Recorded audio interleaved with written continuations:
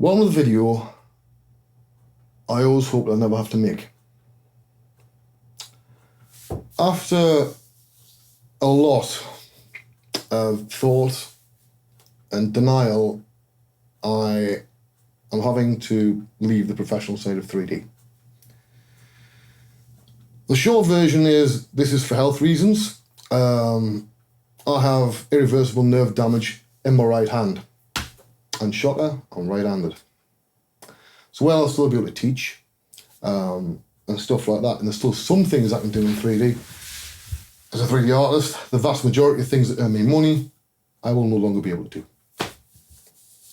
After 27 years, it's time to draw a line under things. That's the vastly oversimplified version. Now for the more complicated, in-depth version. I'm going to let you in on a secret that less than 5 people on the planet know, and have known for quite some time. About 15, 20 years ago, I came down with a really bad case of carpal tunnel syndrome. The usual treatments didn't work. The only thing left was to have an operation on both hands. As luck would have it, my dad had came down with carpal tunnel syndrome about 6 to 8 months before I had, and was in the same state. He had the operation.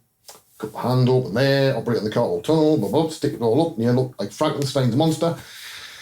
And what I noticed was it was about 6 to 8 months before he could even close his hand. A lot longer than that, they had full use of his hands. And my dad's not an artist. To an artist, control over those fine motor skills and the feeling of your hands, it's everything. I couldn't take the risk of losing that. Also, then my son was born. Didn't seem right for me to get, because he only operate on one hand at a time, to get my hand screwed up and be unable to help to look after my child. So I didn't have it. I found ways to work around it. Stuff like I do now, like a vertical mouse, and use the whack-a-mole and blah, blah, blah. I take rest away while I'm not working, don't go doing loads of stuff like gaming. That's why I never became a gamer in my later years. I was taking care of these. Now, and my ex can attest to all of this, by the way. What happened then was I just simply didn't mention it. Now, the bit I'm going to illustrate now about this, and one of the ways I dealt with it, will solve a lot of mysteries about the very weird trajectory of my 27-year career. A number of you have remarked how I change roles quite a lot. I've never stayed in the same role twice. The fact that I've changed from visual effects to computer games backwards and forwards multiple times. Yeah, there's a reason for that. I tend to come clean. The thing is, what would normally happen is I would work at a firm. This would start firing off. So I would then pick a role, usually in games or from games to visual effects. And like when I moved from Rockstar over to NPC and I was lead lighting artist, look, let's use the handies. See, stuff like that. And I've done this all the way through my career. And ironically, some of the quiet times when there was no work in gave this time to rest. And I managed to cover this up and simply not mention it for donkey's years. It's like the state of this current wrist support that I've had for years. It's, I wear this when I'm working. I have to. Even that's not enough now. I can now work for about 2 to 3 hours at a session. Then my hands get numb. What I normally do, or have been doing most of my career, is I work through the pain.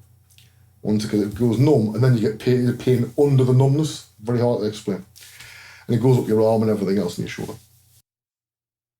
And if you work a full day's session uninterrupted, you ain't sleeping that night. Which is probably why I've aged a bit. So, I found ways around it. The thing is, this is a short to medium term solution. It's not a permanent solution. There is no way to wave a magic wand and make this hand perfect again. The best I could ever hope for is to stabilise it. But we live in the COVID-19 world now. I'm not sure what it's like in the rest of the world, but over here in the UK, All non-essential operations are pretty much, no, they're not officially cancelled. Good luck trying to get an appointment. And if they haven't been cancelled, the waiting lists are years long. So by the time, if I ever did decide to have an operation on this hand, I'd probably be dead or knackered, right? So probably not going to happen. And although I can still work at the highest quality, the fact that I need to take 2-hour breaks means that my working day has been a lot longer than it should be. And that takes its toll as well. So while the company that I'm currently doing a freelance gig for are aware of what I'm saying in this video, I made them aware last week, because it's only fair. Because I don't want it to get to the point where I can no longer do my best work, where this won't do what I want it to do. And it's getting to that now. So it's why I'm going to draw a line under things, because I want to keep what use of this hand I have left. Right? I don't want to get to the point where I can't even scratch my face or move my hand. I don't want to get to that point. And yes, I know there's people in the world with far worse things happening. So what does this mean for me? How am I going to make ends meet? Pass. The only things I'm good at, you could say writing, but again, need your hands, is music and 3D art. Music is a giant money pit, where few people make a living at music. I am certainly not one of them. It's a running gag at the local music shop that, if I ever won the lottery, they could all retire because I'd be going up there buying stuff every other day. It is what it is. But I've got a couple of ideas, but nothing that's going to solve things. I'll still do some things in 3D, but not the things that make money. If it's easy, they do it in-house. If they're a pain in the arse, or they haven't got enough manpower, no one gets it. So, that's the reason why sometimes the stuff I do is not what I term easy. I'm not going to lie, being a 3D artist, something I've been doing well over half my life. It's a major part of my personal identity, of who I think I am. I've stood out my entire life. I've always been different. When I was younger, up to the age of 18, it was because I was an escape artist. I was on TV, travelled all over the world, made shit piles of money. Then found out that I had a double bend and a twist in my spine. The waiting list at the time was 3 years long, so I had to spend every penny I'd ever made to get it, solved's the wrong word, but straightened and stuff. So I'll at least go through life okay. At that time, that got so bad that I couldn't, afterwards, after having to stop being a escape artist, I couldn't even look at anybody doing escapology anymore. About once every couple of years. Happens even now. I'll get the hang of some lockpicks out and I'll sit and I'm thinking nobody's looking. Apparently sometimes they are. And just practice, just go through stuff just for me. I don't want to get like that with 3D. I've made a lot of very good friends. People I'd take a bullet for and vice versa. I've worked all over the world. I've lectured all over the world. I've met amazing people from countries I didn't even know existed when I was 18. It's brilliant. You've got somebody who started out in the arse end of rural northeast England that travelled the world. And that's something I'm very proud of. Especially all the people, when I started out, it was basically a thing that people in LA did. English guys didn't really do it. And I used to get a load of flack back in the day for daring to want to be a 3D artist and a digital sculptor because I wasn't from LA or wasn't American. Which is funny now, looking back on it. It hurts a lot. I'm not sure how to put it into words. But the point I'm making is I've always stood out. The idea of having to walk back into the crowd and be like everybody else is something that I find absolutely terrifying. Hopefully I'll find a way to stick out. I'd like to think so.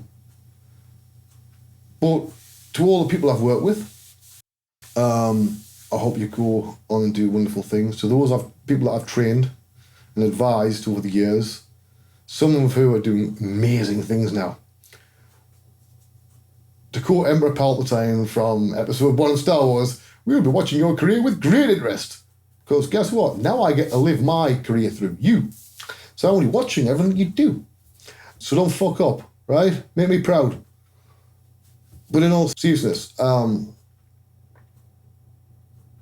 hope that maybe something that I've worked on or some art I produced has gave you a little bit of joy. If it has, it's all worth it. So, I don't have any answers here, but I can promise you before you start in the comments, have you tried a vertical mouse? Yes. Have we done this? Yes. If there's a way of possibly working around this, I have already tried.